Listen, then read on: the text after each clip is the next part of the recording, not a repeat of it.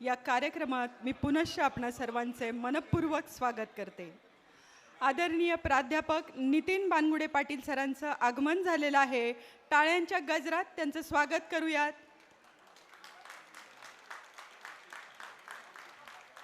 सह्याद्रीचा सिंह गर्जतो शिवशंभू राजा, सह्याद्रीचा सिंह गर्जतो शिवशंभू राजा, दरी दरीतून नाद गुंजला महाराष्ट्र माझा, महाराष्ट्र माझा. हे हिंदू शक्ती संभूत दीप्तितम तेजा, हे हिंदू तपस्या पूत ईश्वरी योजा, हे हिंदू श्री सौभाग्यभूतीचा साजा, हे हिंदू नृसिंह प्रभो शिवाजी राजा, हे हिंदू नृसिंह प्रभो शिवाजी राजा. भीतो प्रत्येक क्षेत्रातील अंधार तुलाच, भीतो प्रत्येक क्षेत्रातील अंधार तुलाच, या जगती तुझ्या तेजातूनच दिसतात झाकलेले माणिक मोती, तुझ्या तेजातूनच दिसतात झाकलेले माणिक मोती. तू तेज दे, तू बुद्धी दे, नवचेतना विश्वास दे. जोरदार टाळ्यांच्या गजरात आदरणीय प्राध्यापक नितीन बानगुडे पाटील सरांचं स्वागत करूयात. मी आपल्या सोसायटीचे आदरणीय चेअरमन श्रीयुत बाळासाहेब ओसवाल सरांना विनंती करते, त्यांनी व्यासपीठावर येऊन प्रथम प्राध्यापक बानगुडे सरांचे शॉल श्रीफळ देऊन स्वागत करावे. घडवणारी माणसे इतिहास विसरू शकत नाहीत आणि इतिहास विसरणारी माणसं इतिहास घडू शकत नाहीत, हे सरांचे शब्द आहेत.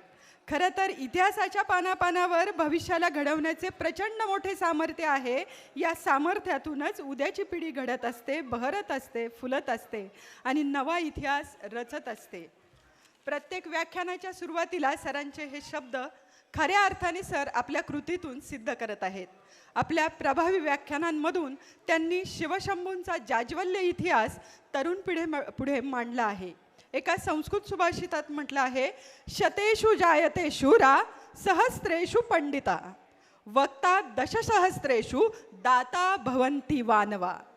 अर्थात शूरवीर असा मनुष्य 100त एक जन्माला येतो, विद्वान मनुष्य 1000तून एकदा आणि उत्कृष्ट वक्ता 10,000तून एकदाच.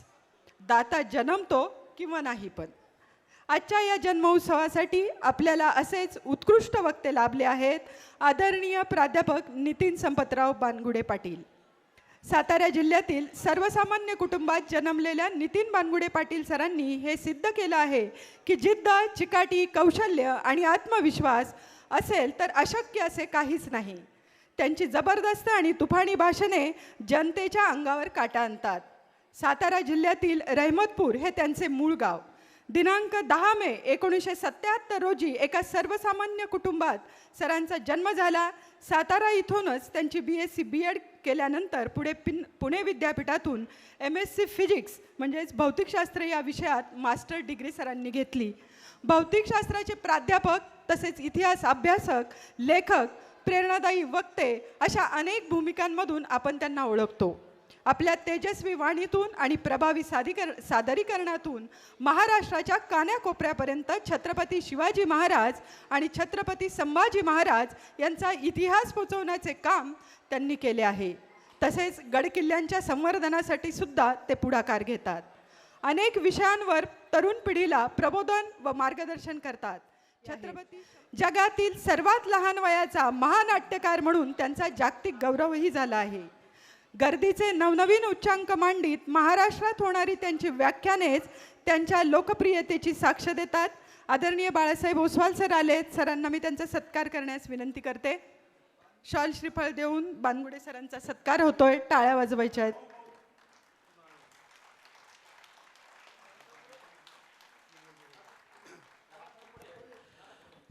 थोडंसं या आजच्या कार्यक्रमासाठी बोलेल मी.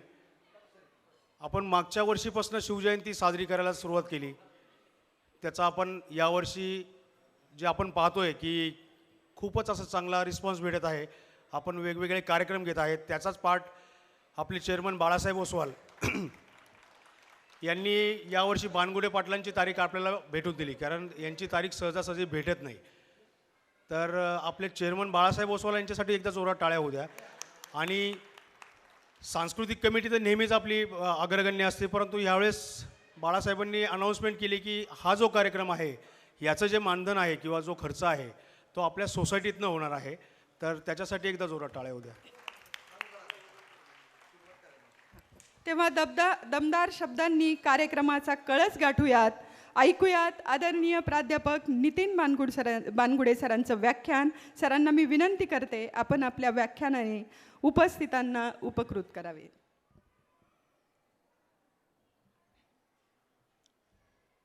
पराभव पहिल्यांदा रणात होत नाही, पराभव पहिल्यांदा मनात होतो. जी माणसं मनानं पराभूत असतात ती रणात जिंकूच शकत नाहीत, आणि जी माणसं मनानं जिंकलेली असतात ती रणात पराभूतच होत नाहीत.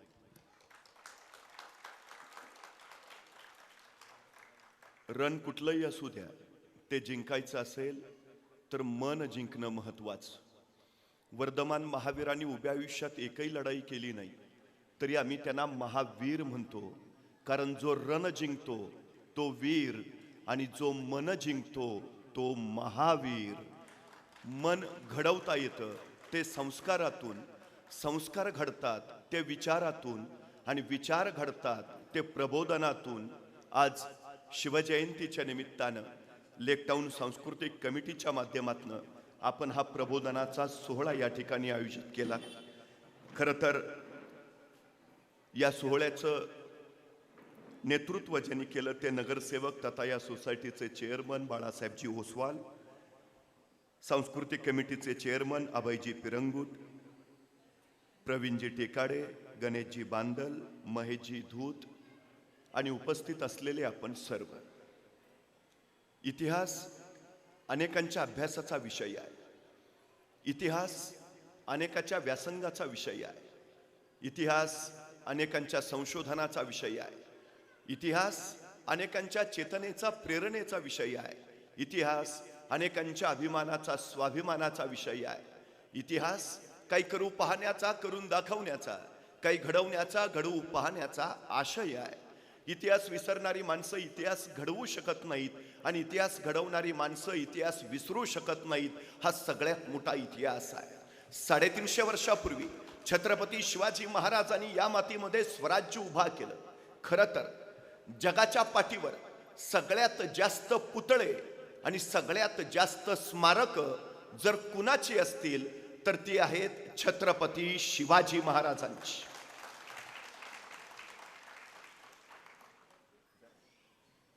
एखादे महापुरुष गेल्यानंतर त्यांच्या कार्याची स्मारकं उभा राहणं स्वाभाविक आहे, पण एखाद्या महापुरुषाच्या जिवंतपणीच त्यांच्या कार्याची स्मारकं उभा राहत असतील तर ती त्या महापुरुषाच्या मोठेपणाची सगळ्यात मोठी साक्ष आहे.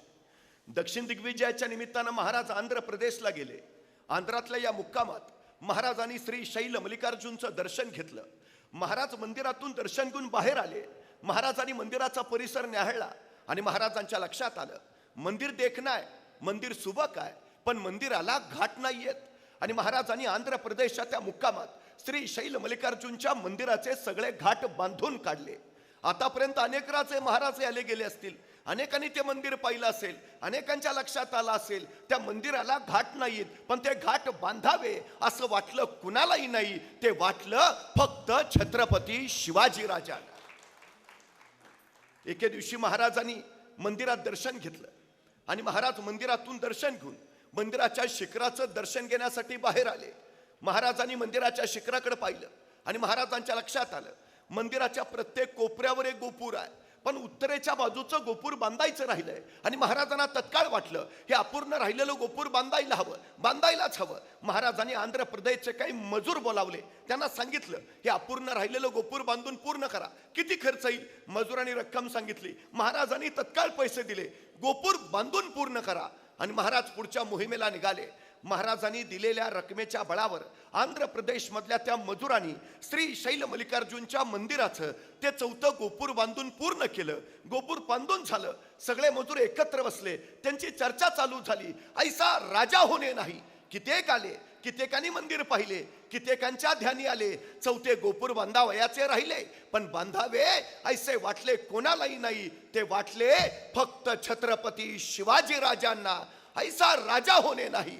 या राजांचं अस्तित्व इथं राहायला हवं, या राजांकडून आपल्याला प्रेरणा मिळायला हवी.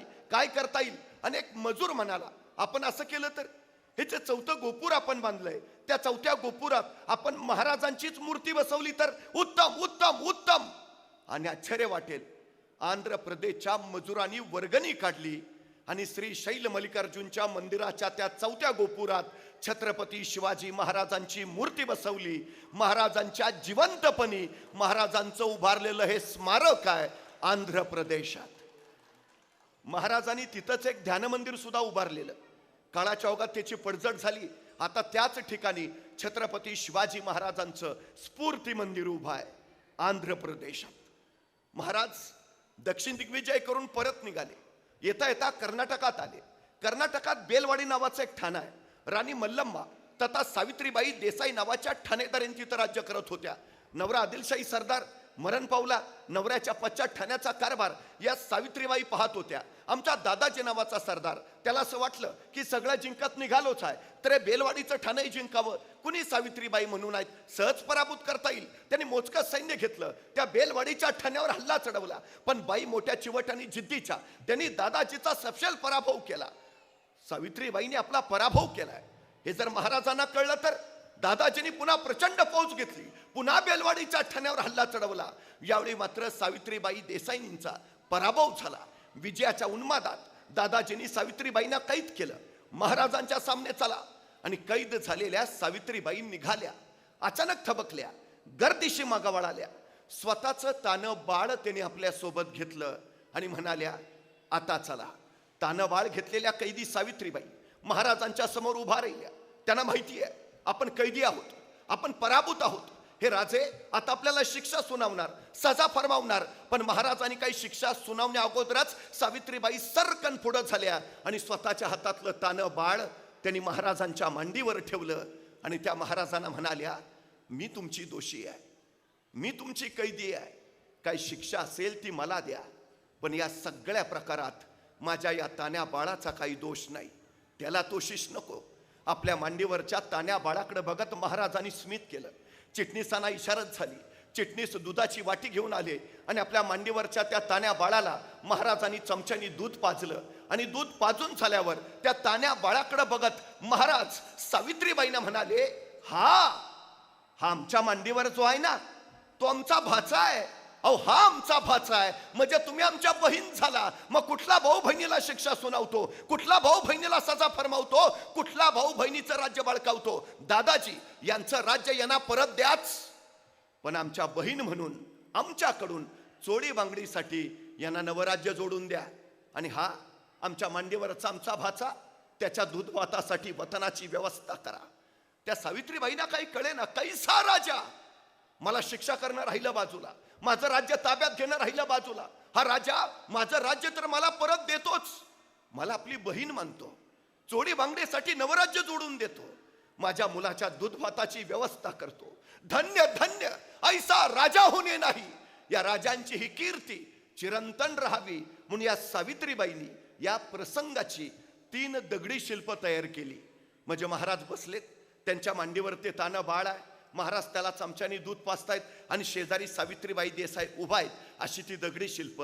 कधी कर्नाटकात गेलात तर धारवाड नावाचा जिल्हा आहे, त्या धारवाड जिल्ह्यात यादवाड नावाचं गाव आहे. त्या यादवाड गावात एक मारुतीचं मंदिर आहे आणि त्या मारुतीच्या मंदिरात सावित्रीबाईंनी कोरलेलं ते छत्रपती शिवाजी महाराजांचं दगडी शिल्प आहे. महाराजांच्या जिवंतपणी महाराजांचं उभारलं गेलेलं हे पहिलं मंदिर आहे कर्नाटकात. आपल्या आयुष्यातल्या प्रत्येक प्रसंगातून महाराजांनी एक मूल्य दिलं. स्त्री म्हणजे स्वराज्याच्या देवाऱ्यातील देवता, तिच्या पदराला हात घालणाराची कदर कसली. ज्यांनी स्त्रीत्वाचा अपमान केला, महाराजांनी त्याला कडक शासन केलं. पण जगातला पहिला सर्जिकल स्ट्राईक महाराजांनी पुण्याच्या लाल महालात केला. वाऱ्यासारखे आलेले महाराज तीरासारखे निघून गेले. शाहिस्ताखानाची बोटं छटली. काही वेळानंतर लाल महालातला गोंधळ संपला आणि शाहिस्ताखानाची एक बेगम धावत धावत शाहिस्ताखानाकडे आली. हुजूर, क्या हुआ? हमारी बेटी गायब है, हमारी बेटी गायब है हुजूर. तेवढी शाहिस्ताखान तिला म्हणाला, शिवाजी राजांची माणसं आपल्या पोरीला पळवणार नाहीतच, पण जर चुकून तसं काही घडलं असेल बेफिक्र रहा, शिवाजीराजे पोटच्या लेकी सारखीच तिची काळजी घेतील. कोण सांगताय? कट्टर वैरी शाहिस्ता खा. महाराजांचं हे चारित्र्य हेच राष्ट्राचं चरित्र झालं. 350 वर्षापूर्वी महाराजांनी स्वराज्य उभारलं खरं, पण महाराजांनी पहिला विचार केला, या भूमीमध्ये राज्य नव्हती असं नाही. विजयनगरचं हिंदू साम्राज्य होतं, देवगिरीचं राज्य होतं, पण उद्ध्वस्त झालं. आपण निर्माण करत असलेलं हे स्वराज्य ही कदाचित नाही, हे स्वराज्य चिरंतन राहिलं पाहिजे. आणि महाराजांनी पहिला विचार केला, स्वराज्याला धोका कुठून? आणि महाराजांच्या लक्षात आलं, महाराष्ट्राला धोका जमिनीवरनं नाही, महाराष्ट्राला धोका समुद्रावरनं आहे. परवा मुंबईवर 26/11चा दहशतवादी हल्ला झाला आणि मग आम्हाला कळालं, महाराज म्हणत होते ते खरं होतं. महाराष्ट्राला धोका जमिनीवरनं नाही, समुद्रावरनं. आणि म्हणूनच सम्राट चंद्रगुप्तानंतर हिंदुस्थानात स्वतःचा आरमार उभा करणारे पहिले राजे म्हणून आम्हाला छत्रपती शिवाजी महाराजांचं नाव घ्यावं लागतं. कधी भारतीय नौदलात गेला तर नौदलाच्या प्रवेशद्वारावरच लिहिलंय, भारतीय आरमाराचे जनक छत्रपती शिवाजी महाराज.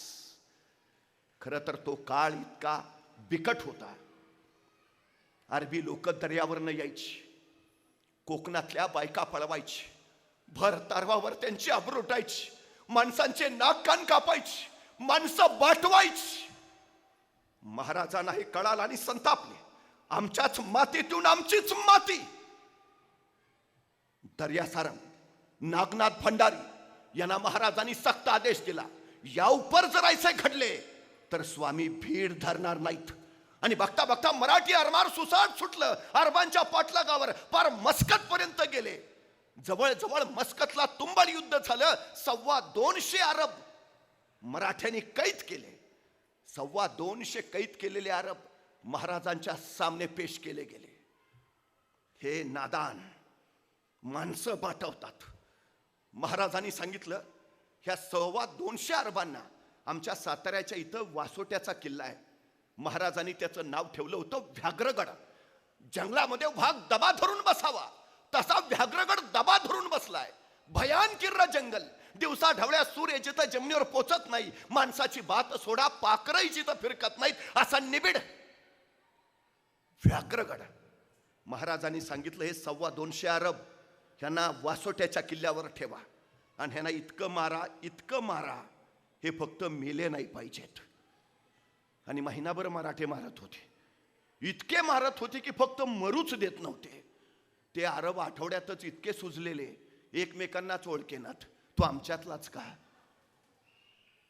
3 महिने झाल्यानंतर महाराजांनी कोंडाजीला सांगितलं, आता ते काय उरले असतील, काही गेले असतील, उरलेले अरब त्यांच्या जहाजात बसवा आणि द्या त्यांच्या देशात पाठवून.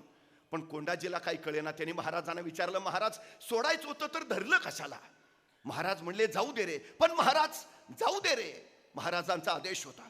ते सुजलेले 200 अरब त्यांच्या जहाजात बसवले, दिले त्यांच्या देशात पाठवून. पण कोंडाजीनं पुन्हा प्रश्न विचारलाच, महाराज सोडायचे होते तर धरले कशाला? आणि महाराजांनी सांगितलं, कोंडाजी हे सुजलेले आता त्यांच्या देशात जातील, त्यांच्या प्रांतात पोचतील, त्यांच्या घरापुढे उभा राहतील, त्यांच्या घराचं दार ठोठावतील, त्यांच्या बायका दार उघडतील, दारात यांना पाहतील आणि म्हणतील, आमचे हे घरात नाहीत, नंतर या. यांच्या बायका ह्यांना ओळखायच्या नाहीत कोंडाजी. आणि उद्या चुकून कुणी जर महाराष्ट्राकडे तिरक्या नजरनं निघाला, पहिला हाड वाजाईल, कुठं निघालाय, नको जाऊ, आमची काय हालत, ताप नाही, परत या. भूमीकडे तिरक्या नजरनं कुणी बघायची. महाराजांनी दर्यावर बेपना हुकूमत निर्माण केली.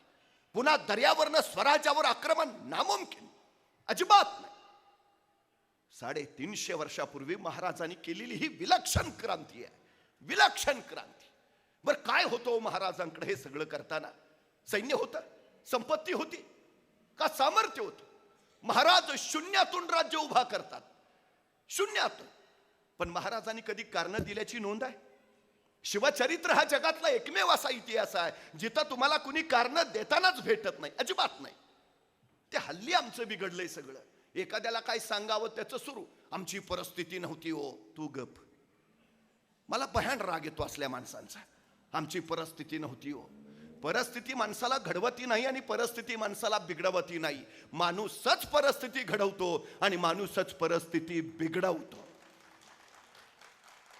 जी माणसं कारण सांगतात ती कधीच यशस्वी होत नाहीत आणि जी यशस्वी होतात ती कधीच कारण सांगत नाहीत. शिवचरित्रात तुम्हाला कुणीही कारण देताना दिसणार नाही, अजिबात नाही.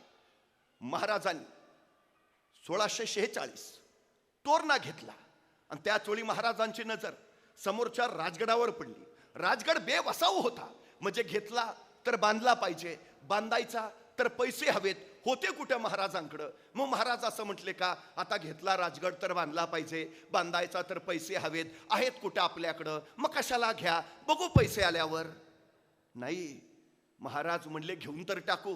पुढचं पुढं घेतला महाराजांनी राजगड आणि त्याच वेळी तोरण्याचं बांधकाम सुरू असताना महाराजांना तोरण्यावर सोन्याच्या मोहरांनी भरलेले 7 हंडे सापडले आणि त्या संपत्तीतनं महाराजांनी राजगड बांधून पूर्ण केला. महाराज सांगताय तुम्ही सुरुवात करा, जगदंबा आशीर्वाद घेऊन तुमच्या पाठीशी उभा असते.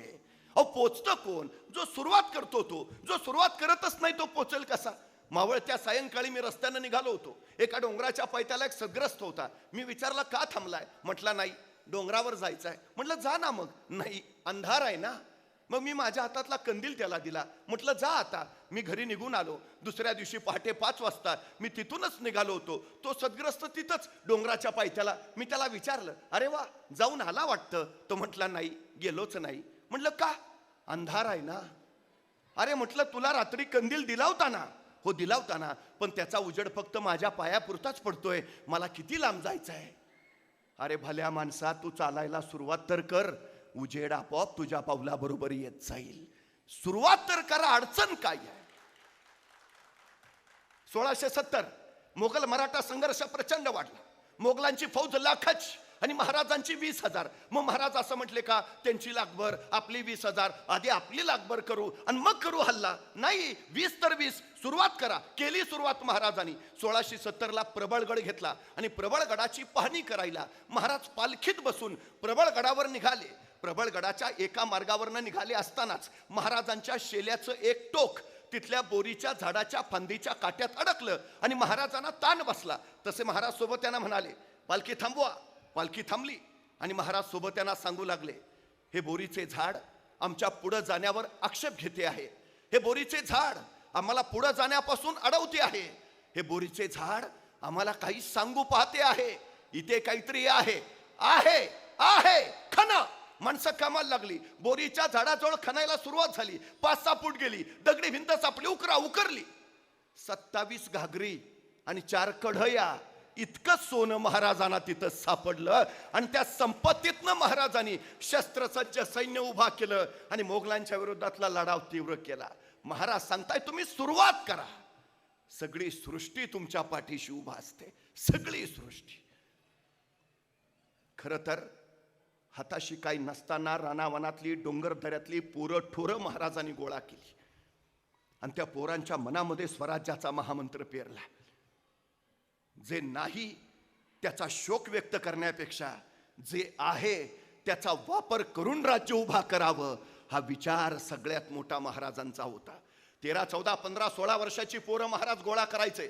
दूरवर एखाद्या जंगलात जायचे. जंगलातल्या दाट झाडीत या पोरांना तलवारबाजीचं युद्धाचं प्रशिक्षण द्यायचे. पण कुणाला न कळत, कुणाला कळणार नाही अशा बेतानं. आणि आपलं जंगलात आत काय चाललंय ते बाहेर कुणाला कळू नये म्हणून शिवबाराजांनी जंगलाच्या बाहेरच्या झाडावर एक पोऱ्या उभा केलेला असायचा. त्याला सांगितलेलं असायचं कुणी अनोळखी माणूस येताना दिसला की तू नुसता खुनेचा आवाज कर. तुझा खुनेचा आवाज ऐकला की मी तलवारी शमशेर लपवून ठेवतो आणि विटीदांडूचा खेळ चालू करतो, म्हणजे कुणाला कळणार नाही आपलं आत काय चाललंय ते. त्या दिवशी शिवबाराजांचा खेळ रंगात आला होता. आपल्या सोबत त्यांना तलवारबाजीचं युद्धाचं प्रशिक्षण दिलं जात होतं. त्याच वेळी जंगलाच्या बाहेरच्या झाडावर ते खुनेचं पोरग टेहळणी करत बसलं होतं. त्याच वेळी त्याला दिसलं एक 15-16 वर्षाचं रांगडं पोरग येताना. तसं खुनेचं पोर थरारलं. नीट निरकून बघितलं, येणारा पोर अनोळखी वाटलं. तसं बसल्या जागेवरून त्यांनी हुबेहूब मोरांचा आवाज ऐकला. मोराचा आवाज म्हणजे खून शिवबाराजांना कळवायची. कुणी अनोळखी येतंय सावध राहा. शिवबा राजांनी मोराचा आवाज ऐकला. आपल्या सोबत्यांना सांगितलं, तलवारी समशेर लपवून ठेवा, विटी दंडूचा खेळ चालू करा, कुणी अनोळखी येत आहे. पोरांनी तलवारी लपवल्या, विटी दंडूचा खेळ चालू झाला. तोपर्यंत जंगलाच्या बाहेरच्या झाडावरचं ते खुनेचं पोरग टप्प दिशेखाली पडलं होतं. 15-16 वर्षाच्या त्या रांगड्या पोरापुढं उभा राहिलं होतं आणि त्याला दमात घेऊन विचारत होतं, कोण र तू? आणि ते 15-16 वर्षाचं रांगडं पोरग सांगत होतं, रामोशाचा बहिर्जी जी. काय काम काढलंस रे? काही नाही जी, राजांना भेटायचं होतं. का रे? बोलू की राजांना मग सांगतो. ते खुनेचं पोर म्हणलं, तुता मतच, मी राजासनी सांगावं देऊन येतो. खुनेचं पोर गात गेलं, राजांना सांगू लागलं, राज कुणी रामोशाचा बहिर्जी आलाय जी. राजा म्हणले, दे पाठवून आत. बहिर्जी आत आला, राजांपुढे उभा राहिला. राजाने विचारलं, काय काम काढलंस रे? तसा बहिर्जी म्हणाला, राज आम्हाला बी तुमच्या खेळात घ्या की सामील करून. राजाने विचारलं, काय येतं तुला? सगळं येतं जी, कसला बी आवाज काढतो, कुणाची बी नक्कल करतो. राजा वेषांतर तर असा करतो की तुम्ही बी ओळखायचा नाही. राजांना पटलं वाटलं माणूस कामाचा. असं असं मग चल ये ये ये, आत्तापासूनच आमच्या खेळात ये. तसा बहिर्जी घुटमळला, म्हटला, राज उद्यापासून येतो की जी. का रे? नाही, बापाला सांगावा दिला असता. बापाला सांगावा देऊन उद्यापासून येतो की जी. राजा म्हणले, ठीक आहे, ये उद्यापासून. बहिर्जी जायला वळाला, 5-6 पावलं गेला. अचानक काय वाटलं कुणास ठाऊक, बहिर्जी पुन्हा माघार आला. राजांना म्हणाला, राज एक सांगू का जी? राजा म्हणले, बोल. नाही, कुणी अनोळखी आलं तर तुम्हाला कळावं म्हणून तुम्ही झाडावर जो पोऱ्या उभा केलाय त्याला सांगा, ह्या दिवसात मोर ओरडत नाही ती.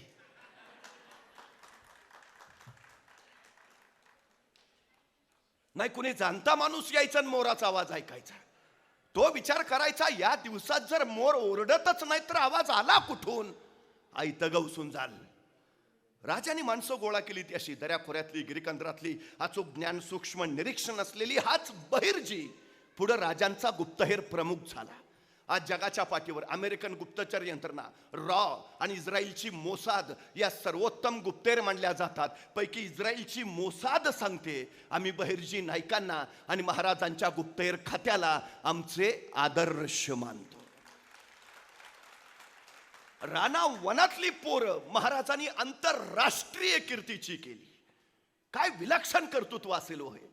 अनेक राजांनी भूदुर्ग उभारले, अनेक राजांनी गिरिदुर्ग बांधले, अनेक राजांनी जलदुर्ग तयार केले, पण माझ्या राजांनी नरदुर्ग उभा केले. कुणी घ्यावो, तानाजी, बाजी, येसाजी, कोंडाजी, कडतोजी, प्रत्येकाचं आयुष्य सांगेल कसं जगावं आणि कसं मरावं. नॅशनल कॅरेक्टर्स तयार केली महाराजांनी, राष्ट्रीय चारित्र्य घडवलं. महाराजांचं हे सगळ्यात मोठं कर्तृत्व आहे. सगळ्यात. बघता बघता सह्याद्रीच्या दऱ्याखोऱ्यामध्ये स्वराज्य नांदू लागलं, भगवा डौलानं फडकू लागला. पण त्याच वेळी विजापूरच्या दरबारात कल्लोळ माजला. बडबेगम साहेबांनी विचारलं, कौन जाएगा? आणि उभा राहिला, खाने खान गाजी अफजल खा, हम जाएंगे. शिवाजी राजे को जिंदा या मुर्दा पेश करेंगे. आणि 40,000ची फौज घेऊन अफजल खान विजापुरातून निघाला आणि महाराजांच्या नियोजनाला आरंभ झाला. खान विजापुरात काय बोलला तिथपासून त्याची सगळी हालचाल हिराणी महाराजांपर्यंत पोहोचवली. महाराजांच्या नियोजनाला सुरुवात झाली. तुम्ही काम किती करता महत्वाचं नाही, तुम्ही काम कसं करता महत्वाचं नाही, तुम्ही तुमच्या कामाचं नियोजन कसं करता हे फार आणि फार महत्वाचं आहे. 50 वर्षाचं आयुष्य आहे महाराजांचं, पण या 50 वर्षाच्या आयुष्यात एकही घटना अशी नाही, एकही प्रसंग असा नाही ज्याचं महाराजांनी नियोजन केलं नाही. अहो ते जाऊ द्या, आईच्या गर्भात असतानाच ज्यांच्या आयुष्याचं नियोजन ठरलंय असे जर कुणी महापुरुष या सृष्टीत जन्माला आले असतील तर छत्रपती शिवाजी महाराजांशिवाय दुसरं नाव नाही. जन्माला यायच्या आधीच ठरलंय का जन्माला यायचंय, जन्माला यायच्या आधीच ठरलंय जन्माला येऊन काय करायचंय. 50 वर्ष एकही घटना नाही ज्याचं महाराजांनी नियोजन केलं नाही. महाराजांच्या आयुष्यात एक आणि एकमेव घटना ज्याचं राजांनी नियोजन केलं नव्हतं ती म्हणजे महाराजांचा मृत्यू. फक्त त्याचंच नियोजन नव्हतं. खान निघाल्याची वार्ता मिळाली आणि महाराजांनी आपल्या हस्तकांकरवी अफजल खानाचा हत्ती विष देऊन मारला. हत्ती मेला, स्वारीवर निघालेल्या सरदाराचा हत्ती मरणं म्हणजे तत्कालीन काळात प्रचंड मोठा अपशकुन. हत्ती कसा मेला हे त्याला कळालं नाही, पण मेला हे खरं.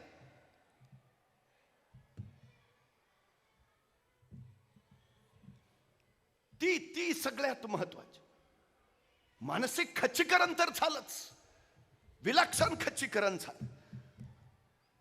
सैनिकांचा आत्मविश्वास ढळला. आता हत्ती मेला, संपलं. आणि खान त्याहून अधिक खच्ची झाला. त्यांनी निघतानाच आपल्या 63च्या 63 बायकांचे मुर्दे पाडले आणि मग तो पुढे निघाला. आपण राजांकडनं परत येऊ का? खात्री नाही. परत नाही आलो तर आपल्या पश्चात आपल्या पत्नींचं काय? कधी विजापुरात गेला तर विजापुराच्या बाहेरच त्याच्या 63 पत्नींची थडगी तुम्हाला दिसतील. महाराज खानावर लक्ष ठेवून होते, पण त्याच वेळी महाराजांच्या आयुष्यात एक विलक्षण दुःखद प्रसंग घडला. महाराजांच्या पत्नी सईबाई महाराणी साहेबांचं निधन झालं. राजे शोकाकुल झाले. पण त्याच वेळी अफजल खान नावाचं सैतानी वादळ स्वराच्या वर धडका मारत होतं. महाराजांनी वैयक्तिक दुःख बाजूला ठेवलं आणि स्वराज्याच्या रक्षणाची जबाबदारी स्वीकारून महाराजांनी राजगड सोडला. महाराज आले ते थेट प्रतापगडावर. आता प्रतापगड का निवडावं बरं? शेजारी थंड हवेचं महाबळेश्वर आहे म्हणून नाही.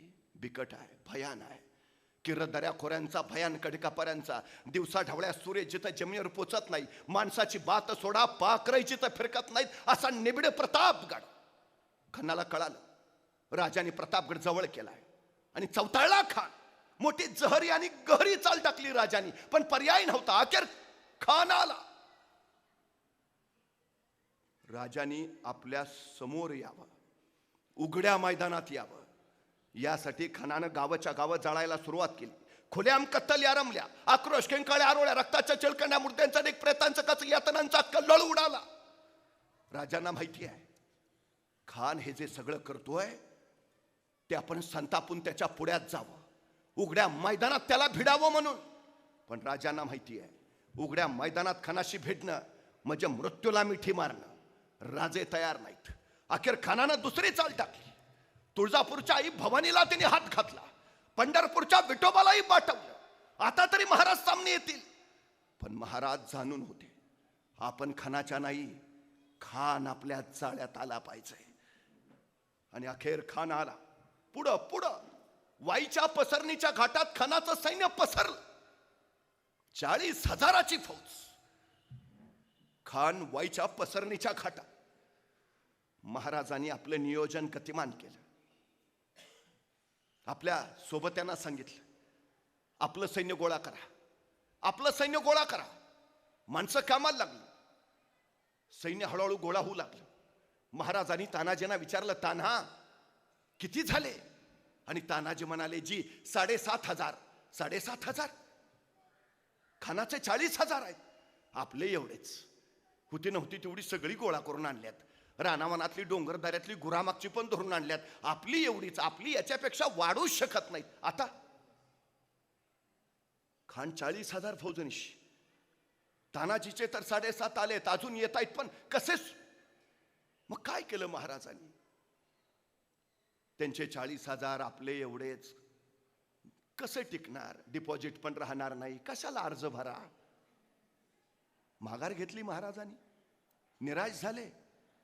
खानाशी भिडून मरण पत्करण्यापेक्षा आपणच आपला आत्मघात करून घ्यावा असा निराशेचा विचार केला राजांनी. नाही, महाराजांकडे एक विलक्षण गुण आहे. हल्लीच्या पिढीनं तो गुण आत्मसात करायला हवा. पर्याय निर्माण करणं. महाराजांच्या यशाचं सगळ्यात मोठं सूत्र पर्याय निर्माण करा. एक दार ज्यावेळी आपल्यासाठी बंद होतं, परमेश्वर त्याच वेळी इतर 10 दारं उघडी करून ठेवत असतो. फक्त शोधक नजर हवी. पर्याय. महाराजांनी पर्याय काढला. आपलं सैन्य वाढवता येत नाही ना, ठीक, खानाचं कमी करा. पर्याय काय? खानाचं कमी करा. लागले कामाला मराठी. मी नेहमी एक गोष्ट सांगतो. एक राजा होता. त्या राजासमोर 2 कैदी आणले. राजानं आरोप ऐकले. आणि शिक्षा सुनावली, मरेपर्यंत फाशी. आता फाशीची शिक्षा ऐकल्याबरोबर एक कैदी तिथंच चक्कर येऊन पडला. दुसरा कैदी मात्र न्यूटन असल्यासारखा विचार करत बसला होता. पहिला शुद्धीवर आला तरी दुसरा न्यूटनच. मग पहिल्यानं त्याला विचारलं, तू शिक्षा ऐकली नाही का? तो म्हटला, ऐकली ना. मग फाशी झाली, आपल्याला मरणार आहे आपण, तुला भीती नाही वाटत? तसा तो कैदी म्हटला, ते फाशी विशीचं सोड रे. गेले वर्षभर माझा उडणारा घोडा तयार करायचा प्रयोग चाललाय. प्रयोग अंतिम टप्प्यात आहे. आता काही दिवसात माझा घोडा आकाशात उडेलच. पण नेमकी फाशीची शिक्षा झाली. ते फाशीचं काय नाही रे, आता माझ्या प्रयोगाचं काय होणार त्याची मला काळजी आहे. त्या पुढच्या कायद्याला काही कळेना. त्यानं विचारलं, उडणारा घोडा? घोडा कधी उडतो का? तेच सांगतोय ना, प्रयोग अंतिम टप्प्यात आहे. त्यांची चर्चा राजाने ऐकली. राजा म्हटला, काय काय म्हटला? उडणारा घोडा? डोक्यावर पडलाय का? घोडा कधी उडतो का? तसा तो कैदी म्हटला, महाराज, मरणारा माणूस खोटं नाही बोलत. अहो, फाशी दिली मला, कशाला खोटं सांगेन? गेले वर्षभर माझा प्रयोग चाललाय, प्रयोग अंतिम टप्प्यात आहे. आता काही दिवसातच माझा घोडा आकाशात उडेलच. पण नेमकी तुम्ही मला फाशीची शिक्षा दिली. महाराज, माझ्या घोड्याचं बाजूला ठेवतो, मला फक्त 1 वर्ष द्या. 1 वर्ष. ह्या 1 वर्षात मी तुमच्या घोड्याला आकाशात उडायला शिकवू शकतो. आता राजालाच प्रश्न पडला, असं तसं मरणारच आहे, पण जर दिलंच याला 1 वर्ष आणि लागलाच आपला घोडा आकाशात उडायला, तर ह्या जगात आपण एकमेव राज आहे ज्याच्याकडे उडणारा घोडा आहे. राजा म्हणाल, चल ठीक आहे, दिलं, तुला 1 वर्ष दिलं. त्या कैद्याला 1 वर्ष मिळालं. पण तो पहिला कैदी, त्यानं परत त्याला विचारलं, घोडा खरंच उडतो? तसा तो कैदी म्हटला, घोडा उडतोय का? मग राजांना खोटं का सांगितलंस? हे बघ, तू तुझं आजचं मरण फक्त उद्यावर ढकलतोयस. तसा तो कैदी म्हटला, हे बघ, मी माझ्या जगण्याचे पर्याय तयार करतोय. मतलब ह्या 1 वर्षात काही घडू शकतं. म्हणजे अरे, ह्या 1 वर्षात मला फाशी देणारा राजाच मरू शकतो, आणि तो नाही मेला तर ह्या वर्षात मी मरू शकतो.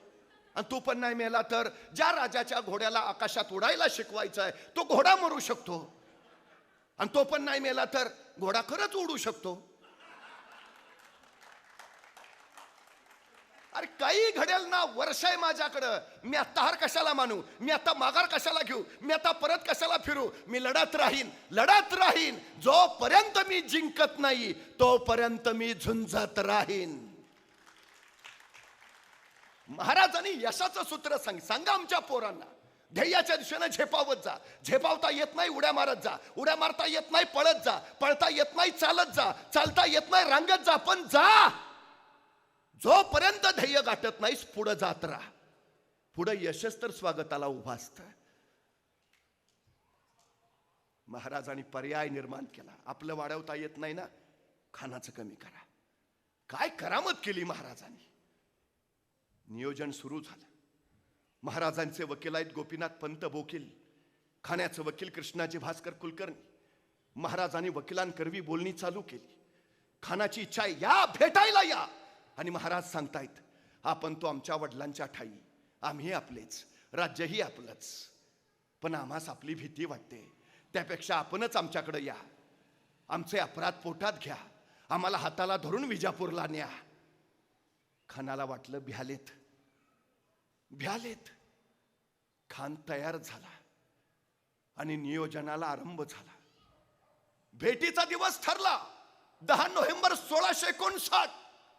महाराजांनी भेटीसाठी प्रतापगडाच्या माचीवर प्रचंड मोठा शाम्याना उभा केला. रेशमी वस्त्रांचा, हिरेमोती मानका जडावलेला, सोन्याच्या झालरी लावलेला, उंचात्तर उंचीमध्ये ठेवलेला, देखणारच पाणी, बस बघावं, बघतच राहावं, इतका देखना. का? महाराज खानाला राजवाड्यात भेटू शकत होते, महालात गाठ घेऊ शकत होते, दरबारात बोलू शकत होते. मग शाम्याना का? बरं, तोही ताडपदरीचा उभा राहावा ना. रेशमी वस्त्रांचा का? हिरेमोती मानका जडावलेला का? सोन्याच्या झालरी लावलेला का? उंची उंची मध्ये ठेवलेला का? महाराजांचं मानसशास्त्र आहे. हे सगळं खानाला आवडतंय. सगळं आवडतंय खानाला. मला एका प्रश्नाचं उत्तर द्या. आपल्या घरी जर पाहुणे येणार असतील तर घरात स्वागताला आधी हजर कोण असतं? आपण. आपल्या घरी पाहुणे येणार आहेत म्हणजे स्वागताला आधी हजर कोण? आपण.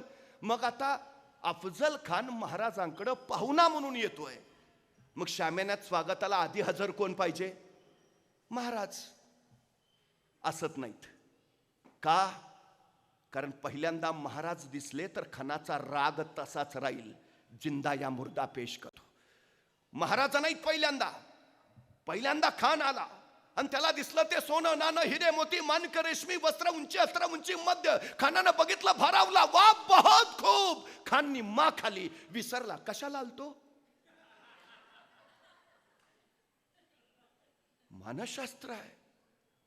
बर एवढ्यावर प्रकरण थांबलं का? लगेच गोपीनाथ पंत बोकील खानाला म्हणाले, महाराजांनी हे सगळं आपल्यासाठीच ठेवलंय.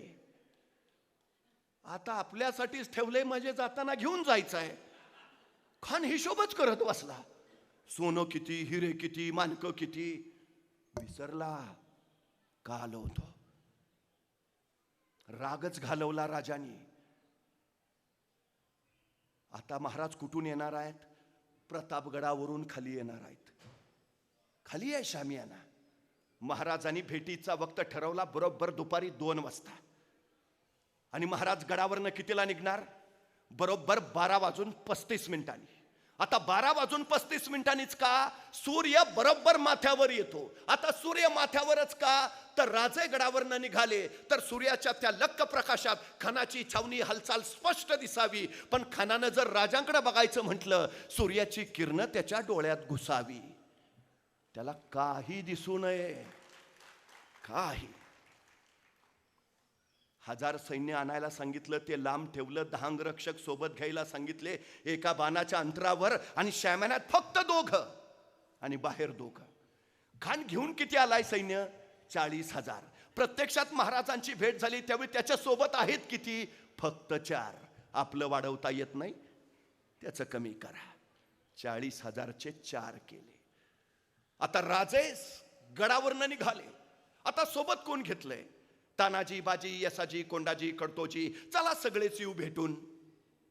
एकही नाही यातला. मग सोबत कोण आहे? सोबत आहे जिवा महाला. का? दांडपट्टा फिरवतो. पण तोच का? समोर बडा सय्यद आहे, सय्यद बंडा. त्याच्याशी झुंजायचं तर हवा फक्त जिवा. सोबत घेतले संभाजी कावजी कोंढाळकर. का? हत्तीसारखा धिप्पाड आहे. घोडा खांद्यावर उचलून गड चढतो म्हणे. हो, पण तोच का? अफजल खान तसाच आहे ना धिप्पाड. आखाड्यात पहिलवान उतरवायचे झाले तर एका गटाचे असावेत. माणसाची निरक आणि माणसाची पारख शिकावी ती महाराजांकडनं. आणखी 8 अंगरक्षक घेतले आणि महाराज निघाले. जातानाच प्रत्येकाला नियोजनानुसार जबाबदारी दिली. महाराजांनी जीवाला सांगितलं, जीवा तू आमच्या बरोबर खाली येतोयस, तू आमच्या बरोबर शाम्यानात आतही येतोयस. पण आत आल्यावर तू आमच्याकडे बघायचं नाही, तू खानाकडे बघायचं नाही, तू फक्त सय्यद बंडा बघायचा बस. संभाजी कावजींना सांगितलं, संभाजी तुम्ही आमच्या बरोबर खाली येत आहे, पण तुम्ही शाम्यानात आत यायचं नाही. तुम्ही शाम्यानाच्या बाहेरून तुम्ही माझ्याकडे बघायचं नाही, खानाकडे बघायचं नाही. आमच्या दोघांचं आत काय चाललंय तुम्हाला देणं घेणं नाही. पण शाम्यानातनं अफजल खान जर जिवंत बाहेर आला तर त्याला जिवंत ठेवायचं नाही. त्याची जबाबदारी त्याला. राजे निघाले. जाता जाता परत थबकले. जीवा महालांना विचारलं, जीवा कात्री आहे का? आता जीवाला काय कळेना, खानाच्या भेटीला निघालाय, तलवार घेतली असेलच की, कात्री कशाला? महाराजांनी परत विचारलं, जीवा कात्री आहे का? जीवा नाभिक समाजाचा. तो म्हणला, जे आहे की. काढ काढ. जीवा आमची दाढी बारीक कर, आमची दाढी बारीक कर. इतकी बारीक कर की भेटी वेळी खानानं हातात धरायची म्हटली तर त्याच्या हातात नाही आली पाहिजे. केस ओढल्यावर काय वेदना होतात ते आपल्याला माहिती आहे. भेटीच्या त्या क्षणी असा एखादा क्षण निसटता ठरू नये जो डाव बदलेल. महाराज सांगतायत, आमची दाढी बारीक कर इतकी की भेटीवेळी खानाच्या हातात नाही आली पाहिजे. आमच्या व्यवस्थापनाच्या भाषेत त्याला सूक्ष्म नियोजन म्हणतात, मायक्रो प्लॅनिंग. इतकं मायक्रो प्लॅनिंग करून महाराज निघाले. 12:30 वाजता गडावरनं निघालेले राजे खानाच्या छावणीच्या बाहेर दुपारी बरोबर 2 वाजता पोहोचले. बरोबर 2 वाजता खानाला वर्दी मिळाली. शिवाजी महाराज येत आहेत. खान उठून उभा राहिला, समोर पाहिलं 5-5.5 फूट उंचीचे देखणे रुबाबदार राजे शिवराय आज ते कदम येताना दिसले. तसं खानानं वकिलांना विचारलं, हे शिवाजीराजे? वकिलांनी मान डोलावली. खान 2 पावलं पुढे झाला, बाहू फैलावले, आओ शिवाजीराजे, आणि गळापिटीसाठी राजे फुडाले. खानाच्या मिठीत गेले. खानाचे भाऊ राजांच्या पाठीवर पडले. दाब पडला, जोर वाढला, मिठी आवळली गेली, राजे गुदमरले. आणि त्याच वेळी खानाची कट्यार राजांच्या मस्तकावरून पडत निसटली. दगा जाणवला, वागणं निघाली, खूप असली खानाच्या पोटात. दगा करत खान कडाडला, कोतळा बाहेर पडला. त्याच वेळी कृष्णाजी धावला. अजय कृष्णाजी कापला. सय्यद बंडा पुढे झाला. महाराजांच्या गर्दनीवर वार करणार तो जिवा महालाच्या दांडपट्ट्यानी सय्यद बंडाचा हात वरच्यावर छटला आणि इतिहास पुटपुटला. होते जिवाजी म्हणून वाचले शिवाजी.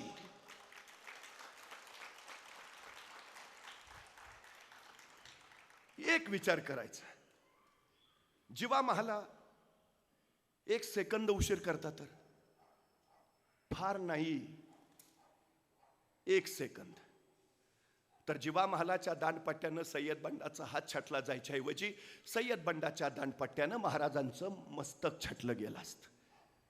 आणि मग आम्हाला कळतं महाराजांनी या प्रसंगात जिवा महालाच का निवडला. तोच का, याचं उत्तर इथं आहे. मी जाणीवपूर्वक विधान करतो.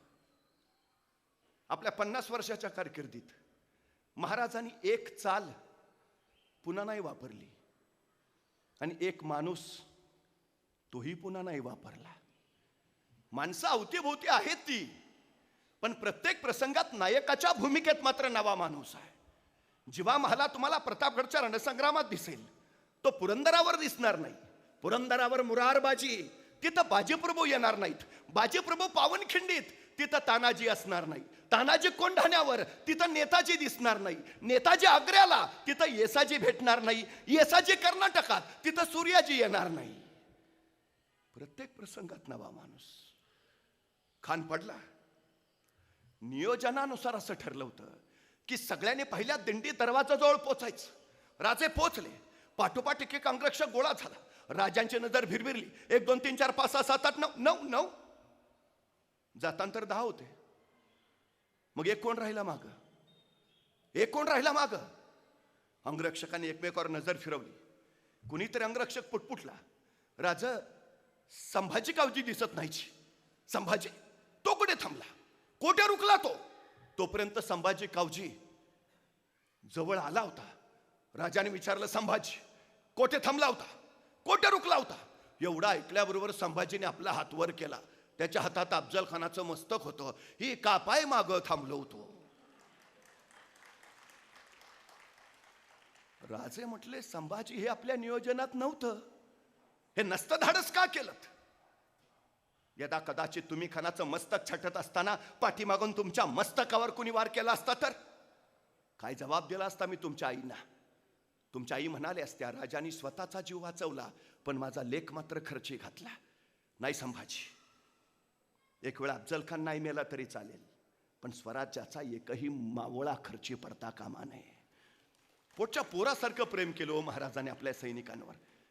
पण त्यांनी का खानाचं मस्तक आणलं माहितीये? मासाहेबांनी मागवलेलं. कारण खान तो ज्यांनी शहाजी राजांची विजापुरातनं धिंड काढली. अफजल खान तो ज्यांनी शिवाजी राजांचे ज्येष्ठ बंधू संभाजी राजांना कनकगिरीच्या वेड्यात दग्यानं ठार मारलं.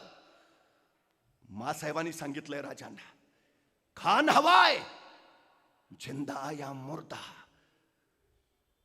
आपल्या आईची इच्छा पूर्ण करणारा पुत्र आहे छत्रपती शिवाजी महाराज.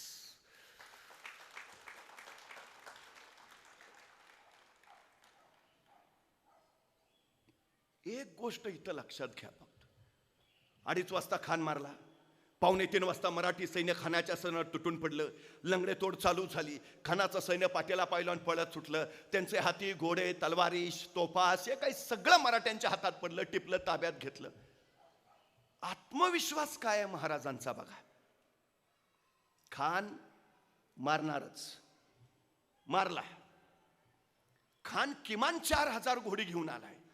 भले 2000 घोडी पळून जाण्यात यशस्वी होतील, पण या प्रसंगात आपल्याला 2000 घोडी मिळणारच आहेत आणि मिळाली. बरं, आता नुसती घोडी मिळून उपयोग आहे का?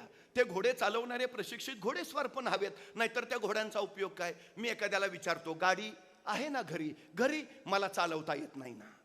उपयोग काय तुमच्या गाडीचा? मग 2000 घोडे मिळाले पण चालवणारे घोडेस्वार नसतील, उपयोग काय? नियोजन बघा महाराजांचं. खान मारला 10 नोव्हेंबरला.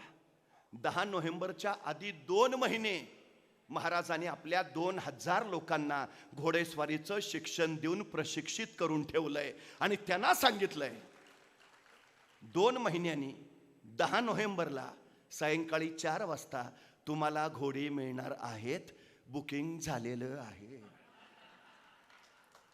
त्याला आत्मविश्वास म्हणायचं. दुर्दैवानं हल्लीच्या पिढीत याची कमतरता आहे, आत्मविश्वास. कारण सांगू, आत्मविश्वासातनं दृष्टिकोन जन्माला येतो, ज्याला मी ॲटिट्यूड म्हणतो. जितका आत्मविश्वास जास्त तितका पॉझिटिव्ह ॲटिट्यूड जास्त. पण हल्ली गंमत अशी झाली आहे, ॲटिट्यूडचे पण सध्या आमच्यात 4 प्रकार आहेत. पहिला प्रकार झिरो ॲटिट्यूड. ही विलक्षण माणसं असतात. म्हणजे अशा माणसांना काही सांगा, त्यांचं उत्तर ठरलेलं असतं, नाही जमणार. काही सांगा, नाही जमणारच नाही.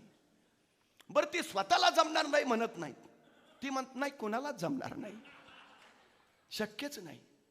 मी कायम सांगतो, एखाद्या समाजाचा विकास करायचा असेल, गावाचा विकास करायचा असेल, 4 गोष्टी फार महत्त्वाच्या.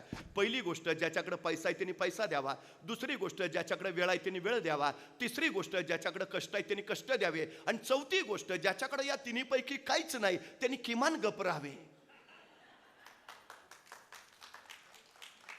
अडचण पहिल्या तिघांची नाही, वळवळ ज्याच्याकडे काय नाही त्याची जास्त. चळवळ मोडीत काढायला कायम पुढं आहे. हे झिरो ॲटिट्यूड. आता दुसरा याच्यातला प्रकार आहे लोअर ॲटिट्यूड. म्हणजे यांना काही सांगितलं की यांचं उत्तर ठरलेलं असतं, नाही मला नाही जमणार. पण ह्यांचं एक भाग चांगला आहे, तुला जमेल तू कर. अरे चल ना, जरा पैसे विसे कमवू, ऑडी मर्सिडीज घेऊ. नाही तू घे, मी बसेन तुझ्या गाडीत, मला नाही जमणार. हे लोअर ॲटिट्यूड वाले आहेत. म्हणजे एखाद्याला सांगितलं चल ना सोसायटीत शिवजयंती आहे, काहीतरी करूया. नाही करूया की, पण मी एकटा येऊन काय करणार, बाकीचे नकोत का? मग आम्ही त्याला तिथंच सोडतो, बाकीचे गोळा करतो. बाकीचे गोळा करून मग त्याच्याकडे येतो, चल आलेत बाकीचे. मग आहेत ना बाकीचे, मी नाही आलं म्हणून काय होतंय? हे लोअर ॲटिट्यूड वाला. गंमत बघा, 31 डिसेंबरला माणसं बोलवावी लागत नाही तिथं.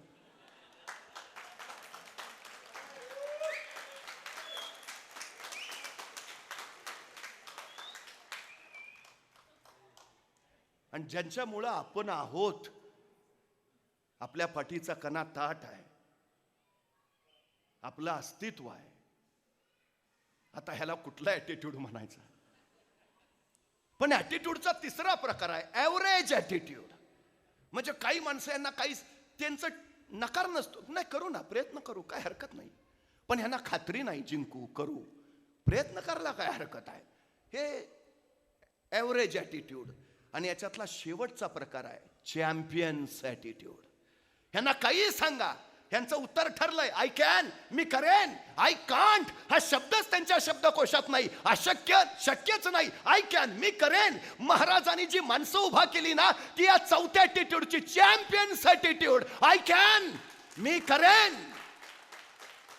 जिथं नकारच नाही, अजिबात नाही. काही आपल्याकडे असू दे, काही नसू दे, फरक पडत नाही. करायचंय ना, आय कॅन, मी करेन. मला एका प्रश्नाचं उत्तर द्या, जंगलातला सगळ्यात उंच प्राणी कोण? जिराफ. जंगलातला सगळ्यात वेगवान प्राणी कोण? चित्ता. जंगलातला सगळ्यात हुशार प्राणी कोण? कोल्हा. आणि जंगलातला सगळ्यात धिप्पाड ताकदवान प्राणी कोण? हत्ती. आणि जंगलचा राजा कोण? सिंह. का? सिंह राजा का? तो जिराफासारखा उंच नाही, चित्त्यासारखा वेगवान नाही, हत्तीसारखा ताकदवान नाही, कोल्यासारखा हुशार नाही, मग सिंह राजा का? कुणीतरी सिंहाला विचारतं, तू राजा का? सिंह म्हणतो, मला वाटतं म्हणून. हे जे वाट नाही ना, तो चॅम्पियन्स ॲटिट्यूड. कुणाला काय वाटायचं ते वाटू द्या. ही भूमी माझी आहे, हे राज्य माझं आहे, इथं आम्हीच असणार, या भूमीवर भगवाच फडकणार. हा चॅम्पियन्स ॲटिट्यूड. महाराजांनी जी माणसं तयार केली ना ती ही अशी आहेत. बघा ना, खान 2:30 वाजता मारला, 3:30 वाजता मराठी सैन्य खाण्याचं नट तुटून पडलं, लंगडेतोड झाली. हे सगळं 10 तारखेला घडलंय. स्वराज्यावरचं सगळ्यात महाभयानक संकट आहे. मला प्रश्न असा पडतो, 10 तारखेला जर हे सगळं घडलंय, 11 तारखेला महाराज कुठं आहेत? शेजारी महाबळेश्वरला? हा, मग काल एवढं टेन्शन होतं, 4 दिवस नको का थंड हवेच्या ठिकाणी जायला? आमच्या पोराची नुसती 10वीची परीक्षा उद्या, ते लगेच घरात सांगतोय आता महिनाभर काही बोलायचं नाही. काय प्रकार आहे? महाराज 2:30 वाजता खान मारतायत, सगळी सज्जता 5:30 वाजेपर्यंत होतीये. 6 वाजता महाराज त्याच दिवशी घोड्यावर मान टाकतायत, हर हर हर हर महादेवचा जागर होतोय, आणि मराठी फौजा सुसाट सुटतायत त्याच दिवशी. बघता बघता सगळा वाई प्रांत जिंकला. महाराज सातारा प्रांतात गेले, सातारा प्रांत काबीज केला. महाराज वारणा नदीच्या खोऱ्यात गेले, वारणा नदीचं खोरं जिंकलं. महाराज कोल्हापूर प्रांतात शिरले, कोल्हापूर प्रांत काबीज केला. आणि 1 डिसेंबर 1659 महाराजांनी पन्हाळ्यावर भगवा फडकवला. पुण्या 20 दिवसात 200 किलोमीटर आणि 18 किल्ले एवढा प्रांत महाराजांनी काबीज केला. विश्रांती माहिती नाही राजांना. आराम हा शब्दच त्यांच्या शब्दकोशात नाही. स्वराज्य हा ध्यास आणि स्वराज्य हाच श्वास. आमच्या पोरांना 3 गोष्टी सांगा ज्या महाराजांनी सांगितल्या. आम्हाला मोफत 3 गोष्टी मिळाल्यात. एक वेळ, पैसा आणि भावना. वेळ आमच्याकडे मोफत आहे, हवा तेवढा आहे. पैसा वडिलांनी कमवून ठेवलाय, आपल्यासाठी मोफत आहे. आणि भावना, त्याच्यावर नियंत्रणच नाही. पण तुम्ही वेळ खर्च करता का वेळेची ध्येयासाठी गुंतवणूक करता? पैसा खर्च करता का पैशाची गुंतवणूक करता? भावना नको तिथं खर्च करता का भावनांची ध्येयासाठी गुंतवणूक करता? तुम्ही खर्च करत असाल तुम्ही अपयशी, तुम्ही गुंतवणूक करत असाल तुम्ही यशस्वी. वेळ वाया नका घालू, गुंतवणूक करा म्हणजे आयुष्यभर तो परतावा देईल. पैसा खर्च नका करू, गुंतवणूक करा म्हणजे आयुष्यभर तो परतावा देईल. भावना नको तिथं वाया घालवू नका, गुंतवणूक करा ध्येयासाठी, आयुष्यभर परतावा देतील. महाराजांनी आपल्या आयुष्याचा क्षण ना क्षण स्वराज्यासाठी गुंतवला. 350 पावणे 400 वर्ष झाली आम्ही परतावा घेतोय. केवढं मोठं कार्य आहे. महाराज पन्हाळ्याला पोहोचले आणि मग पन्हाळ्याच्या पायथ्याची खेडेगावातली तरणीबाण जिगरबाज पोरं महाराजांच्या स्वराज्यात सामील झाली. त्यातच एक जण आहे शिवा काशीद, नाव राजांचं शिवा.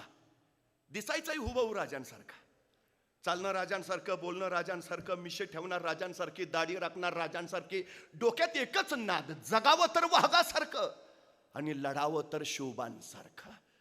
दुसरं सुचतच नव्हतं. पण त्याच वेळी कोल्हापूर प्रांत जिंकता जिंकता महाराज मिरज भागात होते. विजापूरच्या दरबारानं निर्णय घेतला. खानाला मारल्याचा धक्का त्यांना सहन झाला नव्हता. सिद्धी जव्हरला 65,000ची फौज घेऊन त्यांनी पुन्हा स्वराज्यावर धाडला. आता विजापुरातून सिद्धी जव्हर येतोय, महाराज मिरज मध्ये आहेत. काय करायला हवं महाराजांनी? तत्काळ सुरक्षित ठिकाणी जायला हवं. आज स्वराज्यात नाही.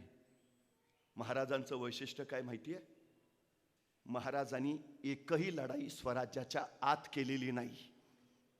सगळ्या लढाया स्वराज्याच्या बाहेर आहेत. रयतेला त्रास होता कामा नये आणि स्वराज्याचं नुकसान नाही. कुठलीही लढाई घ्या, प्रतापगडावर खान भेटलाय कारण तिथपर्यंत स्वराज्य होतं, ती सीमा होती स्वराज्याची. वाई प्रांत त्यावेळी खानाकडेच होता, त्याला मारून मग वाई घेतली.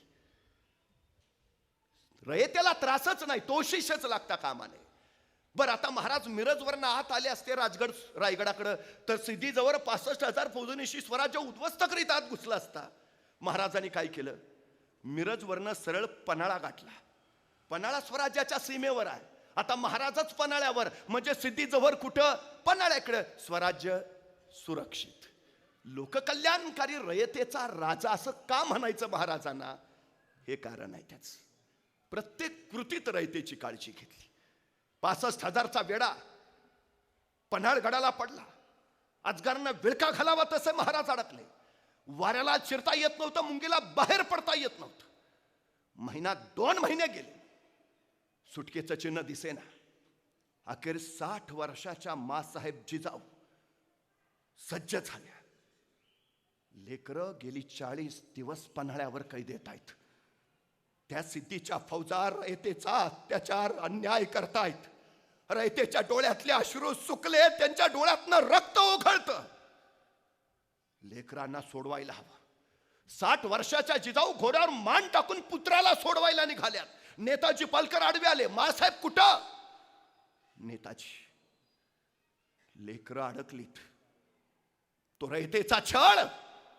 तसे नेताजी म्हणाले, मासाहेब राजांना तुमच्या समोर आम्ही आणून हजर करतो. हे असा जातो. आणि नेताजी पालकर सुसाट सुटले. पन्हाळ्यावर छापा पडला, पण बळ तोकडं पडलं. नेतोजींना पराभव पत्करावा लागला. सिद्धी बाबा मारला गेला. आणि महाराजांना कळून चुकलं, शक्तीपेक्षा युक्तीचा वापर करायला हवा. आणि त्या दिवशी राजांनी बोलावणं धाडलं. नव्यानं स्वराज्यात आलेल्या, नुकतीच ओळख झालेल्या, हुबहू आपल्यासारख्या दिसणाऱ्या शिवा काशीतला. शिवा येता झाला. राजा बोलावणं धाडलं जी. हो शिवा, शिवा तो आमच्यासारखा दिसतो असं आम्ही खूप ऐकून आहे. शिवा आज आम्हाला प्रत्यक्ष बघायचा आहे. तसा शिवा हरकला. राजा आत्ता लोजी झपाट्यानं आत गेला. राजांचा वेश घातला. राजांचा जिरटोक मस्तर चढवला आणि राजांसारखाच मिशाला पीळ मारित राजांच्या सामने आला. राजा कसा दिसतो जी, आणि बघत राहिले राजे. शिवा, शिवा आरशात आमचंच प्रतिबिंब पाहिल्याचा भास होतोय. शिवा राज, राज म्हणजे तो सिद्धी बी आम्हाला ओळखायचा नाही. आणि स्तब्ध निस्तब्ध झाले राजे. शिवा तुला कसं कळलं, तुला कसं कळलं? आम्ही तुला आमचं रूप देऊन सिद्धीच्या भेटीला पाठवणार ते. तसा शिवा म्हटला, राज एवढं दिस तुमच्या संगती राहिलो तो काय उगाव आहे. तुमच्या काळजाचं ठोकं बी काय सांगते ती कळतं आमासनी. राज, राज, राज द्या की एडा. जातो की, लढतो की, भिडतो की जाऊन त्या सिद्धीला.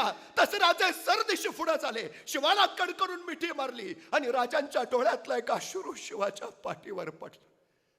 अशी कौतुकाची थाप कुणाच्या पाठीवर पडलीच नव्हती. ते भाग्य शिवाच्या वाट्याला आलं आणि त्याच वेळी चाल ठरली. राजाने सिद्धीला निरोप धाडला. आम्ही तह करायला तयार आहे. आणि सिद्धी आनंदला. आखिर आई गया दक्कन का शेर सिकंजे में, अब दिखाएंगे अल्लाह ताला की मेहरबानी शब रात का जश्न होगा. आखिर शिवाजी राजे आही गए पंजे में, बस अब फिक्र कैसी. सिद्धी गाफील झाला. सैन्य बेसावत. वेडा ढिला पडला आणि याच ढिलाईचा फायदा राजाने उचलला. बाजी प्रभू, फुलाजी प्रभू, रायाजी बांदल, कोयाजी बांदल आणि बांदलांची 300ची फौज घेऊन महाराज पन्हाळ्याच्या पश्चिमेकडून त्या वादळी पावसाळी किर्र रात्री विशाळगडाच्या रोखानं निघाले. आणि सिद्धीशी तहाची बोलणी करायला निघाला. राजांचं रूप घेतलेला शिवा काशीत. सिद्धी वाट बघत होता. पालखी येताना दिसली. सिद्धी पुढे झाला. आओ शिवाजीराजे. पालखीचा पडदा सरकला. आस्ते कदम राजे शिवराय खाली उतरले. सिद्धी पुढे झाला. गळाभेट घेतली. चलिये राजे. आणि राजांची पावलं शामेण्याच्या दिशेनं पडू लागली. पण त्याच वेळी 2 संशयी डोळे रोखले गेले होते शिवाजी राजांवर. राजांचं पाऊल शाम्यानातून आत पडणार त्याच वेळी ते 2 संशय डोळे पुटपुटले. ये शिवाजी राजे नाही हो सकते. आणि थबकला सिद्धी. म्यानात नंगी तलवार लकलकली. सब दिशी चालली. रक्ताची जळकांडी हातानेचा कल्लोळ उडाला. शिवा रक्ताला व्याकुळला आणि सिद्धी विचारता झाला, सच बता तू ये शिवाजी राजे. आणि कडाडला शिवा, अरे हा मैं ही हूं शिवाजी राजे. मग मात्र तो सिद्धी वळाला त्या 2 संशयी डोळ्याकडे. ते 2 संशयी डोळे होते फाजल खानाचे. अफजल खानाचा मुलगा फाजल खा. सिद्धीने विचारलं, कैसे कह सकते हो, ये शिवाजी राजे नहीं है. आणि फाजल खान म्हणाला, हुजूर मैंने देखा है शिवाजी राजे को. अफजल खान वदाचोळ मी बघितलंय. त्यावेळी झालेल्या झटापटीमध्ये राजांच्या मस्तकावर तलवारीचा वार झालाय. हे जर खरे शिवाजीराजे तर यांच्या मस्तकावर तलवारीच्या वाराची खून पाहिजे. तसाच ती झापल्यासारखा पुढे झाला. महाराजांचा जिरटोप मागं सरला. मस्तकावर वाराची खून नव्हती. शिवा सापडला. नंगी तलवार लकलकली. सब दिशी चालली. रक्ताची चिळकांडी अतनेचा कल्लोळ उडाला. अखेर शमशेर आली गर्दनीवर आणि सिद्धी विचारता झाला. मरने से पहले आखिरी बार पूछता हूं, सच बता तू ये शिवाजीराजे? आणि कडाडला शिवा काशीद. अरे जन्माला जरी शिवा काशीद म्हणाला असलो तरी मरताना शिवाजी महाराज म्हणून मरतोय. हे भाग्य काय कमी आहे का? अरे या शिवाची छाती तुला नाही फोडता आली. माझ्या राजांची पाठ तू काय धरणार? सोडून दे ख्वाब. महाराष्ट्राच्या मातीत उभायस तू. इथंच माती करो. आमच्याच वाटेवर येऊन आमच्याशीच वाटमारी करणाराची त्याच्या वाटेवर जाऊन वाट लावल्याशिवाय आम्ही आमच्या वाटेवर परतत नाही. हा इतिहास आहे आमचा. आणि फिरली शमशेर. शिवाचं मस्तक छाटलं. रक्ताळला शिवा मातीत पडला. अखेरचा श्वास फुलला. डोळे लवले, ओठ हल्ले. त्या श्वासानं माती उंच उडाली आणि उंच उडाल्या मातेला शिवा सांगत राहिला, सांगा माझ्या राजांना, हा शिवा गेला पण नुसता मातीत नाही मेला, मातीसाठी मेला. मातीत मरणारे काही असतात पण मातीसाठी मरणारे फक्त मराठे असतात हे सांगत की. आणि शिवा नावाचा धगधगता अध्याय संपला. समर्पित. मला प्रश्न पडतो, 6 महिन्याची ओळख आहे फक्त. 6 महिन्याची काय पेरला असेल या शिवा काशीदांच्या उरात महाराजांनी की शिवा काशीद मरायला तयार व्हावा? काय?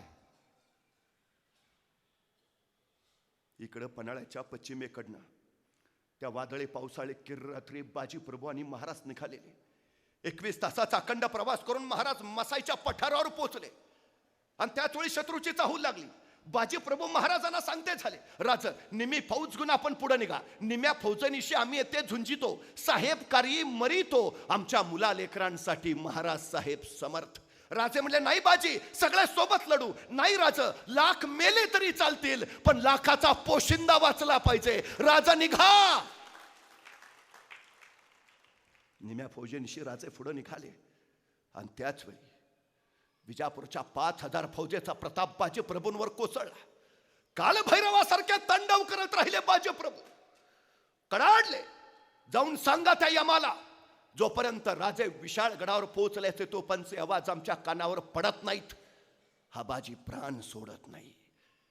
राजे पोहोचल्याचे आवाज झाले आणि शिर तुटले. बाजी कोसळले. स्वराज्यासाठी समर्पित झाले. घोडखिंड पावन खिंड झाली. काय असेल हो त्यांच्या रक्तात? हसत हसत स्वतःचं प्राणार्पण करणारी ही मांदियाळी कसे घडवले असेल महाराजांनी?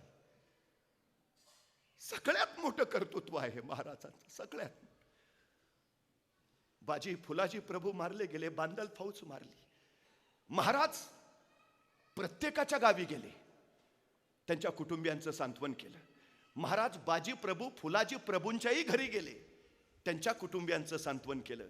बाजी फुलाजी प्रभूंना एकूण 8 मुलं. महाराजांनी त्यांच्या 8ही मुलांना स्वराज्याच्या सेवेत दाखल करून घेतलं. अनुकंपा तत्वावर नोकरी ही संकल्पना शिवरायांची. आता ठीक आहे, ज्यांची मुलं योग्य वयात आहेत त्यांना स्वराज्याच्या सेवेत घेता येईल. पण काही सैनिक असे असतील ज्यांची मुलं लहान आहेत, ते युद्धावर गेले, मारले गेले. आता त्याच्या पश्चात त्यांच्या मुलांचं काय? आपल्या सैनिकांच्या लहान मुलांसाठी महाराजांनी रायगडावर बाल दरवेशी गृह उभारलंय, जिथं सैनिकांच्या मुलांचं संगोपन, संवर्धन, शिक्षण, प्रशिक्षण स्वराज्याच्या वतीनं केलं जायचं. आणि ती योग्य वयात आली की त्यांना स्वराज्याच्या सेवेत घेतलं जायचं. मुलांचं झालं. काही सैनिक असे असतील नुकतंच लग्न झालंय, अजून मुलबाळ नाही, तो युद्धावर गेला, मारला गेला. आता त्याच्या पश्चात त्याच्या विधवा पत्नीचं काय? 350 वर्षापूर्वी महाराजांनी आपल्या सैनिकांच्या विधवा पत्नींसाठी फॅमिली पेन्शनची योजना आणली आहे. पेन्शन किती तेही ठरलंय. तो सैनिक युद्धात मारला गेला त्यावेळी त्याला जेवढा शेवटचा पगार असेल त्या पगाराच्या निम्मी रक्कम त्याच्या बायकोला आयुष्यभर पेन्शन म्हणून दिली जायची. आता काही सैनिक असे असतील अजून लग्नच झालं नाही, युद्धावर गेला, धारातीर्थी पडला, आता त्याच्या पश्चात फक्त त्याचे वृद्ध आईवडील आहेत. त्या वृद्ध आईवडिलांचं काय? महाराजांनी आपल्या सैनिकांच्या वृद्ध मातापित्यांसाठी अडीशेरी नावाची योजना सुरू केली आहे. दरमहा 2.5 शेर धान्य आणि काही रक्कम आपल्या वृद्ध सैनिकांच्या वृद्ध मातापित्यांना स्वराज्याच्या वतीनं दिली जायची. पोरापासून थोरापर्यंत प्रत्येकाची काळजी घेतली महाराजांनी, प्रत्येकाची. म्हणूनच या देशाची राज्यघटना तयार करणारे डॉक्टर बाबासाहेब आंबेडकर म्हणतात, या देशाची राज्यघटना तयार करताना माझ्या डोळ्यासमोर शिवछत्रपतींचं स्वराज्य होतं, लोककल्याणकारी राज्य. महाराज विशाळगडावर पोहोचले आणि महाराजांना वार्ता मिळाली, शिवाकाशीत मारले गेले. आणि व्याकुळलेले राजे म्हणाले, पुन्हा पन्हाळ्याकडे जायची सज्जता करा. सोबत्यांना काही कळे ना, महाराज आता सिद्धीच्या वेड्यातनं सुटलो, आता पुन्हा जावं लागेल, जावंच लागेल. पण का महाराज? पन्हाळ्याच्या पायथ्याच्या नेबापूर गायी जाऊन शिवा काशीदांच्या आईला निरोप द्यावा लागेल. शिवा खर्ची पडलाय. पण महाराज तो निरोप घेऊन आम्ही कुणी बी जातो, तुम्ही कशाला? नाही, आम्हाला जातीनं जावं लागेल. पण का महाराज? कारण सिद्धीच्या भेटीत मारले गेले ते शिवाजी महाराज तुमच्या समोर उभा आहे, तो शिवा काशीत. आम्हाला आमच्या आईला भेटायला जायला हवं, निरोप द्या. आणि नेबापूरला निरोप दिला, राजे येत आहे. शिवा काशीदांच्या आईला कोण आनंद झाला. लाख लाख दिवसाचं स्वप्न पूर्ण होत आहे. राजे राजे राजे येत आहेत.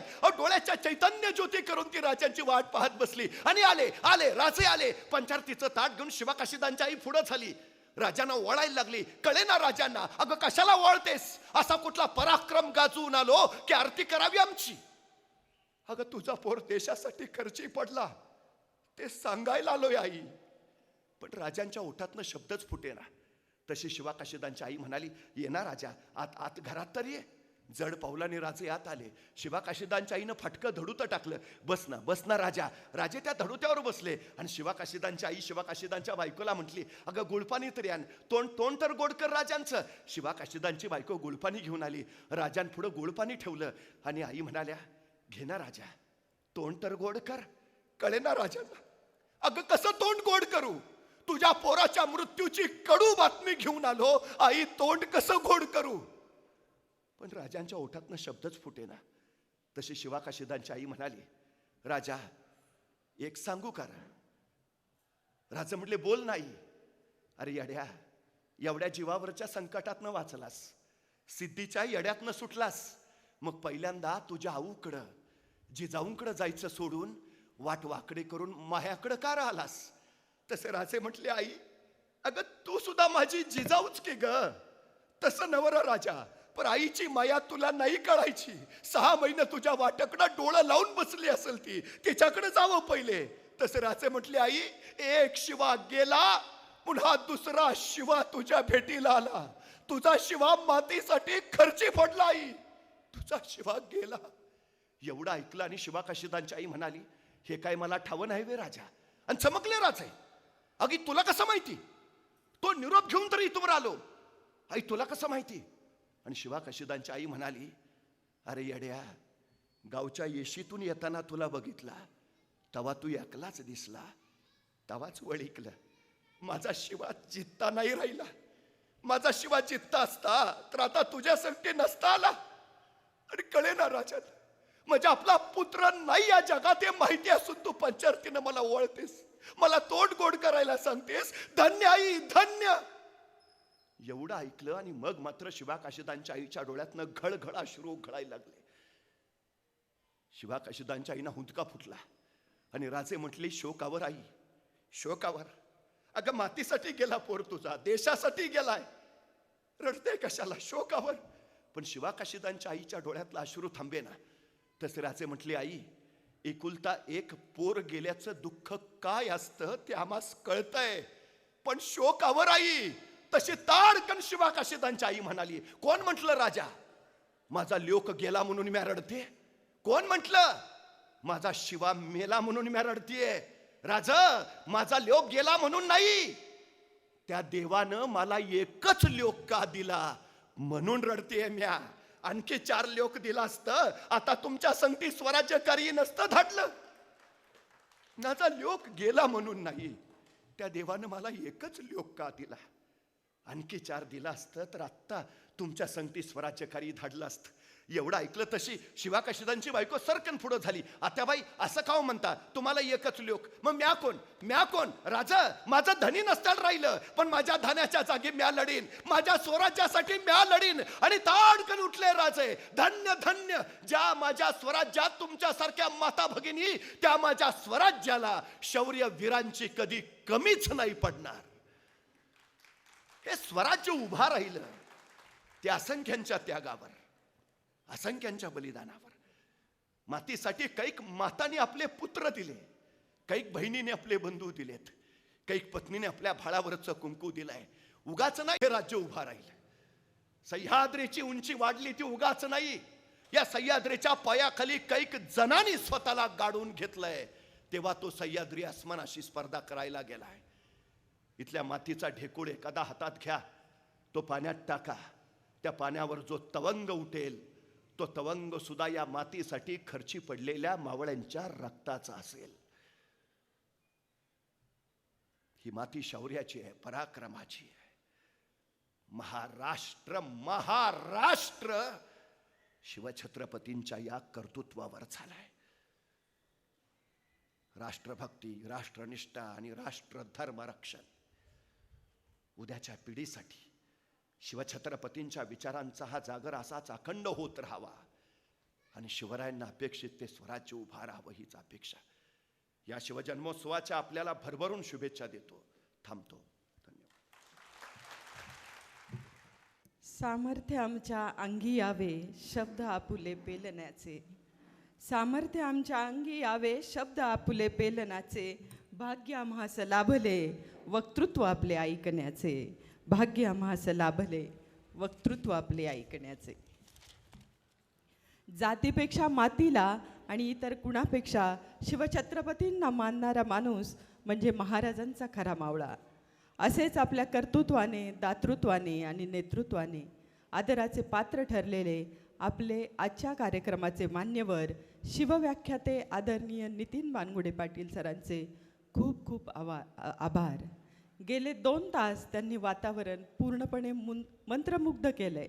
अंगावर शहारे, डोळ्यात पाणी, ह्या सगळ्या भावना संमिश्र होऊन आज इतिहास प्रत्येकाच्या काळजामध्ये घर करतोय.